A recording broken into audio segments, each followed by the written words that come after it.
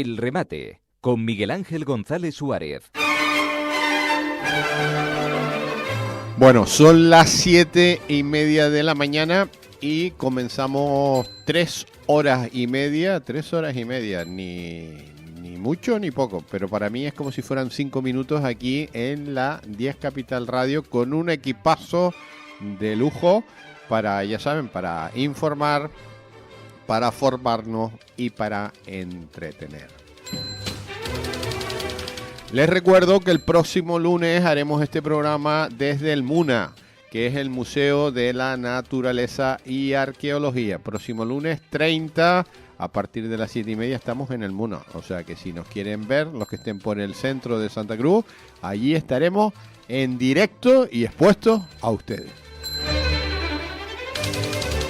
También recordarles que a las 9:30 conectaremos con Miami, con la casa de Diego Torres. Diego Torres, el cantante de Color Esperanza, que estará el día 17 de abril en el único concierto en Canarias, que será en La Palma, en la isla de La Palma. El 17 de abril estará en La Palma y allí estaremos con él.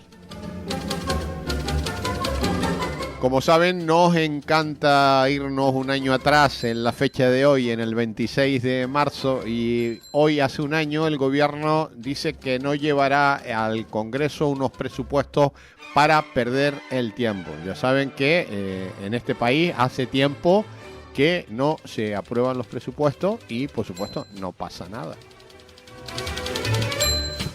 Y hoy hace 365 días Canarias busca resquicios jurídicos para tener una ley de residencia. Clavijo afirma que hay zonas donde no te sientes canario. Bueno, esto lo llevamos contando ya hace algunos años. Y hoy hace 365 días Coalición Canaria recuperaba la alcaldía de Granadilla con un pacto entre Coalición Canaria, Partido Popular y Vox. Y también hoy hace un año el Senado pide apoyar la candidatura de la Bajada de la Virgen de las Nieves como Patrimonio de la Humanidad. Eso fue hace un año y no sabemos absolutamente qué ha pasado. Y lo que sí tenemos claro es que hoy se cumplen 1497 días de guerra entre Rusia y Ucrania. Esto significa 4 años y ya casi un mes. 4 años y un mes. Y no hay indicios por parte de nadie de parar esta guerra, que ya a los españoles solo nos ha costado 17.000 millones de euros. Y ya vamos casi a cumplir otro mes de otra guerra, 27 días concretamente de la guerra en Oriente Próximo. Unos lo llaman Oriente Medio, para mí es Oriente Próximo, no Medio, pero bueno, Oriente Próximo, Oriente Medio, que ya saben las consecuencias que que nos está llevando esta guerra a los bolsillos de los ciudadanos. Hoy es jueves 26 de marzo de 2026 y hoy es el Día Mundial del Clima. En las últimas décadas se han registrado variaciones climáticas importantes producto del vertiginoso desarrollo industrial, así como el crecimiento poblacional, generando diversas consecuencias tales como el efecto invernadero, calentamiento global, contaminación ambiental, sobreexplotación de recursos naturales y afección de la capa de ozono, incidiendo negativamente en los ciclos naturales de la Tierra. Ya saben que hoy es el Día Mundial del Clima. Vamos con las efemérides del día de hoy. En 1899, el arqueólogo alemán Robert Koldewey descubre las murallas de la antigua Babilonia. En 1901 se funda en Bilbao el Banco de Vizcaya. Y en 1956 las últimas tropas francesas en Vietnam abandonan Saigón. En 1979 Israel y Egipto ratifican el tratado acordado en 1978 en Camp David, que sella la paz entre los dos países, Israel y Egipto. En 1995, España, Portugal, Alemania, Francia, Bélgica, Luxemburgo y Holanda acaban con los controles fronterizos entre ellos y crean el conocido espacio Schengen. En el año 2000, un día como hoy, Pedro Almodóvar consigue el Oscar a la mejor película en lengua no inglesa por Todo sobre mi madre. Un día como hoy. Vamos con los santos de hoy: Braulio, Félix, Casiano, Teodoro, Eugenia y Tecla. A todos ellos, muchas felicidades. Y Trump ofrece un plan a Irán de 15 puntos y prevé enviar 3.000 soldados de élite mientras Irán niega las negociaciones. Washington quiere acabar con las centrales nucleares iraníes y limitar su producción de misiles balísticos. Es parte de lo filtrado del plan de 15 puntos propuesto para acabar con la guerra. Number 1, 2 and 3 is they can't have a nuclear weapon. Los puntos 1, 2 y 3 es que no tengan armas nucleares, decía anoche Trump. Para Teherán, el arsenal nuclear es su arma más poderosa frente a amenazas externas. La lista incluye dejar de enriquecer uranio al nivel necesario de combustión nuclear, entregarlo almacenado al Organismo Internacional de Energía Atómica y destruir las principales plantas del país. También acabar con tradicionales aliados, como la milicia libanesa de Hezbollah, y asegurar el tráfico marítimo en el estrecho de Hormuz. La respuesta iraní en inglés, para que Trump la entienda. Hey Trump, you are fired. Oye, Trump, estás despedido, ha dicho en tono jocoso el portavoz militar iraní, que asegura que Trump solo negocia consigo mismo. Él dice que la relación con los nuevos dirigentes iraníes es tan buena que le han enviado un regalo valioso y relacionado con el petróleo y el gas. Pero en paralelo mandan más efectivos a la zona. Al menos 2.000 paracaidistas van a sumarse al contingente ya en camino. Irán rechaza el alto el fuego propuesto por Estados Unidos y continúa con sus ataques. Irán ha rechazado un plan de paz de Estados Unidos para detener la guerra en Oriente Medio, al tiempo que lanzaba más ataques contra Israel y los países árabes del Golfo, incluido un ataque que provocó un enorme incendio en el aeropuerto internacional de Kuwait. La cadena en inglés de la televisión estatal iraní, Press TV, hizo el anuncio, que se produjo después de que Pakistán transmitiera la propuesta a Irán. Más temprano, el miércoles, Irán se burló de los intentos de Estados Unidos de alcanzar un acuerdo de alto el fuego, insistiendo en que no habían participado en ninguna negociación. سطح خوددرگیری‌هایتان به مرحله مذاکره خودتان با خودتان رسیده؟ La emisión de Press TV incluyó una contrapropuesta de Irán, un plan de 5 puntos que incluía el cese de los asesinatos de sus funcionarios, medidas para garantizar que no se libren más guerras contra el país, reparaciones por la guerra, el fin de las hostilidades y el ejercicio de la soberanía de Irán sobre el estrecho de Hormuz. Y Hungría interrumpirá gradualmente las exportaciones de gas a Ucrania por el conflicto del gasoducto. Hungría suspenderá gradualmente las exportaciones de gas a Ucrania hasta que Kiev reanude los envíos de petróleo a través del gasoducto Druzhba. La medida fue anunciada el miércoles por el primer ministro del país, Viktor Orbán. Az olajblokkád letörése és Magyarország biztonságos energiaellátása érdekében most újabb intézkedésre van szükség. Ezért a Magyarországról Ukrajnába irányuló gázszállításokat fokozatosan leállítjuk, és az így nálunk maradó gázmennyiséget itthon betároljuk. Amíg Ukrajna nem ad olajat, Magyarország irányából nem kap gázt. Hungría y Ucrania están enzarzadas en una disputa sobre el gasoducto Druzhba de la era soviética que transporta petróleo ruso a Hungría y Eslovaquia. El gasoducto resultó dañado en un ataque ruso a finales de enero. Tanto Hungría como Eslovaquia acusan a Ucrania de utilizar el asunto para obtener beneficios políticos.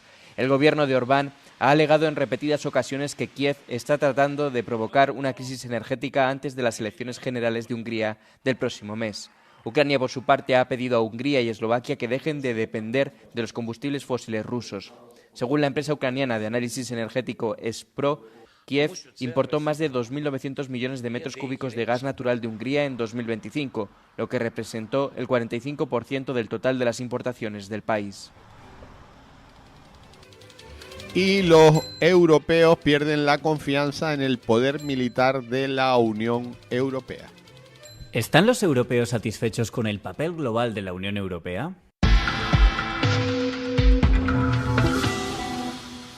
En un mundo cada vez más inestable, los europeos se preguntan por el papel de la Unión en la escena mundial.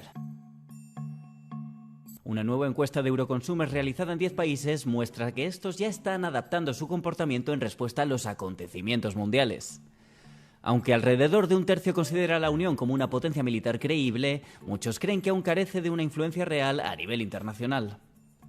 Casi la mitad afirma que ya ha reducido o dejado de comprar productos estadounidenses en medio de las crecientes tensiones políticas y comerciales. En Dinamarca, esa cifra asciende al 55%. Al mismo tiempo, el 70% cree que la Unión Europea debería responder a los aranceles estadounidenses. La confianza en la relación transatlántica en general se está debilitando. Solo el 28% de los encuestados cree que Estados Unidos seguiría siendo un socio fiable a largo plazo. El escepticismo es especialmente elevado en países como Dinamarca, Alemania, Portugal, Irlanda, Bélgica o España, donde la mitad de los encuestados dudan de la durabilidad de la alianza. En cambio, alrededor de la mitad afirma que la Unión Europea debería dar prioridad a la creación de nuevas alianzas más allá de la Casa Blanca. Por otra parte, la mayoría de los europeos siguen considerando a la Unión como un actor global de primer orden. El 63% la considera una potencia económica y el 60% una política. Y un jurado de Estados Unidos condena a Meta a pagar 375 millones por ocultar riesgos de explotación infantil en redes sociales. ¿Violó Meta la ley al incurrir en prácticas comerciales desleales o engañosas? El jurado responde que sí. Así leía el juez el veredicto que concluye que Meta engañó sobre la seguridad de sus redes, se aprovechó de la vulnerabilidad de los niños y adolescentes y la condena a pagar más de 372 millones de dólares. Una de las integrantes del jurado cree que todos coinciden en que Meta podría estar haciendo mucho más para proteger a los niños y adolescentes. Y ese ha sido el espíritu del veredicto después de 7 semanas de testimonios, informes internos y una investigación encubierta en la que agentes se hicieron pasar por menores en redes sociales para documentar solicitudes sexuales, intentos de captación y la respuesta de la compañía. La Fiscalía sostiene que Meta no solo conocía los riesgos, sino que tenía medios para frenarlos y no lo hizo. Durante el juicio, Mark Zuckerberg admitió que en plataformas con miles de millones de usuarios siempre habrá un pequeño porcentaje de criminales. Aunque asegura que la empresa debe trabajar todo lo posible para impedir esa actividad. Un argumento que no ha bastado para evitar una condena histórica. Termina así la primera parte del juicio, pero en mayo un juez decidirá si Meta debe además cambiar sus plataformas y financiar nuevas medidas para reparar el daño. Y Sánchez alerta de un desastre absoluto por la guerra en Irán. Ha cambiado a un Khamenei por otro. El presidente del gobierno español, Pedro Sánchez, afirmó que el impacto de la guerra en Oriente Medio representa un escenario mucho peor que el de la invasión estadounidense de Irak en 2003. Sánchez calificó la guerra de absurda, ilegal y cruel en su intervención del miércoles en el Congreso de los Diputados. Es que no estamos ante el mismo escenario que en la guerra ilegal de Irak. Estamos en algo mucho peor, con un potencial de impacto mucho más amplio y mucho más profundo. Vamos a exigir que esta guerra pare, porque no es justo que unos incendien el mundo y los demás tengamos que tragarnos sus cenizas. No es justo que los españoles y españolas y el resto de europeos y europeas tengan que pagar de su bolsillo la factura de esta guerra ilegal. No es justo que países con menos recursos que Occidente, pienso en África, pienso en la América Latina, vayan a sufrir las terribles consecuencias de esta sinrazón.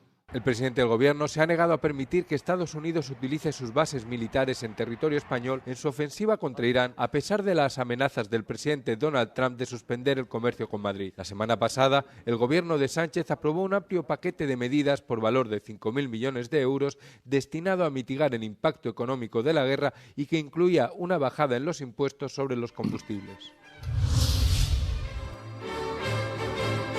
Partido Popular y Vox avanzan en la negociación medida a medida para formar gobierno en Extremadura y aclaran que no hay acuerdo de momento. No son muy positivas, que hay sintonía, que hay entendimiento, que hay predisposición y que hay muchísimas más cosas que nos unen de las que nos separan, que son mínimas y en todo caso objeto de diálogo entre ambas partes y superables, va a haber un gobierno, pero sobre todo va a haber un gobierno que dé a Extremadura 4 años de estabilidad. Todavía no hay acuerdo y no lo ha habido hasta ahora. Percibimos, eso sí, una predisposición por parte de la señora Guardiola para que lleguemos a un acuerdo y además creemos que reconoce con los hechos y en estas reuniones cuál es el peso de Vox. Y ya es oficial, la Policía Nacional confirma que puedes llevar el DNI en el móvil. Esto no se podía hacer legalmente hasta ahora. Recuerden que el carnet de conducir sí estaba ya permitido. Adiós a la tarjeta física, la Policía Nacional activa el DNI digital para registros en hoteles, farmacias y alquiler de coches desde el 2 de abril. Dentro de unos días ya podemos tener todo el DNI y cuando vayamos a salir no hay que llevarlo, lo llevamos en el móvil. Por supuesto, para ello hay una aplicación específica y especial. Y Canarias recibirá ayudas tras la borrasca. El gobierno llevará al Consejo de Ministros medidas para los daños. Ángel Víctor Torres, el ministro canario, confirma que el gobierno activará medidas económicas para reparar daños del temporal y reforzar sectores clave del archipiélago. Y está confirmado que hoy hay clase. Hoy va a haber clase en toda Canarias, menos en la isla de La Gomera. O sea que hoy hay clase para todo el mundo. Acuérdense que llevamos la semana pasada 2 días, que coincidió con el fin de semana. O sea, son 2, 4. Y esta semana 1, pues nada, llevamos un montón de días de vacaciones de los menores. Y los precios hoteleros mantienen en Canarias un crecimiento estable por encima del 4% este 2026. Atento, el índice de precios hoteleros de las islas registra una subida del 4,5 en febrero de este año. Temporada alta turística respecto al mismo mes del 2025. Un incremento similar al de enero, porque ya en enero también subió el 4,9%. Los ingresos medios por habitación ocupada y habitación disponible también mejoran el 3,6% y el 1,4%. Como verán y como hemos dicho y como hemos analizado, este año el sector turístico en Canarias y en toda España van a estar muy bien. O sea que vamos a ver si eso repercute después en los ciudadanos. Y terminamos con una nota musical. Y en 1932, un día como hoy, un 26 de marzo, se estrena Luisa Fernández, que para gente joven no sabe lo que es, ¿no? Es que es una zarzuela del maestro Moreno Torroba y se estrena en el Teatro Calderón de Madrid.